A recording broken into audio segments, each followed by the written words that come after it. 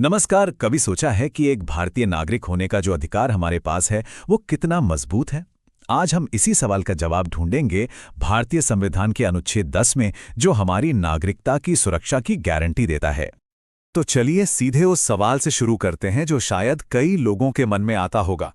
क्या किसी की भारतीय नागरिकता उनसे वापस ली जा सकती है? ये एक बहुत बड़ा सवाल है और इसका जवाब हमें आर्टिकल 10 में ही मिलता है। तो अनुच्छेद 10 असल में कहता क्या है? देखिए, ये एक सीधी सादी गारंटी देता है कि अगर कोई व्यक्ति भारत का नागरिक है तो वो नागरिक बना रहेगा। लेकिन यहाँ एक लेकिन है, एक बहुत जरूरी शर्त है। ये अधिकार एब्सोल्यूट नहीं है, मतलब ये संसद द्वारा बनाए गए कानूनों के दायरे में आता है। आज के इस विश्लेषण में हम क्या-क्या देखने वाले हैं? सबसे पहले हम आर्टिकल 10 के मूल सिद्धांत को समझेंगे। फिर इसकी गारंटी और संसदीय कानून के बीच का जो बैलेंस है उसे देखेंगे। इसके बाद नागरिकता अधिनियम 1955 की भूमिका पर बात करेंगे, एक आसान से उदाहरण से इसे समझेंगे और आखिर में परीक्षाओं के लिहाज से जो भी जरूरी बातें हैं उन्हें जानेंगे। तो शुरू करते हैं इसके मूल सिद्धांत से। आखिर इसका मकसद क्या था? इसका मुख्य उद्देश्य था स्थिरता और सुरक्षा देना। जरा सोचिए, जब संविधान लागू हुआ, देश बंटवारे से गुजरा था, उस वक्त लोगों को यह भरोसा दिलाना बहुत जरूरी था कि उनकी नागरिकता सुरक्षित है। मतलब नागरिकता कोई ऐसी चीज नहीं है जो आज है और कल नहीं। नॉर्मल हालात में अगर कोई आज भारत का नागरिक है तो वो कल भी नागरिक बना रहेगा। ये हमारे संविधान की तरफ से दी गई एक बहुत मजबूत सुरक्षा है। अच्छा, अब आते हैं आर्टिकल 10 के सबसे दिलचस्प पहलू पर। ये एक तरफ तो नागरिकता का अधिकार देता है और दूसरी तरफ संसद को कानून बनाने की शक्ति देता है। ये दोनों चीजें एक ही आर्टिकल का हिस्सा है और इनके बीच एक बैलेंस है। इसको ऐसे समझ सकते हैं कि एक सिक्के के दो पहलू हैं। एक तरफ आपको गारंटी मिलती है कि आपकी नागरिकता बनी रहेगी, वो सुरक्षित है, और दूसरी तरफ शर्त यह है कि ये गारंटी संसद के बनाए कानूनों के हिसाब से चलेगी। यही वो संतुलन है जिसके बारे में हम बात कर रहे हैं। तो संसद ने अनुच्छेद 10 से मिली इस शक्ति का इस्तेमाल कैसे किया? संसद ने नागरिकता अधिनियम 1955 बनाया।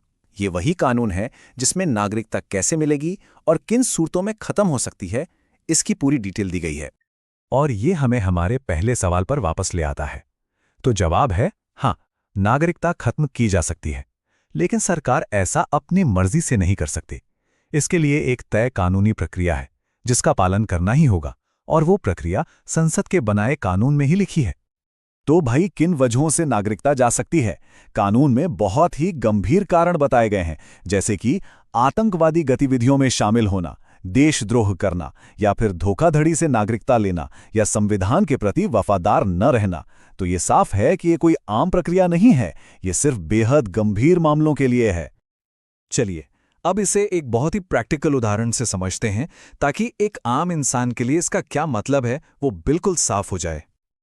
ये बात बिल्कुल पते की है। अगर कोई कानून का पालन करने वाला सामान्य नागरिक है तो उसे अपनी नागरिकता को लेकर चिंता करने की कोई जरूरत नहीं है। सरकार ऐसे ही किसी की भी नागरिकता नहीं छीन सकती।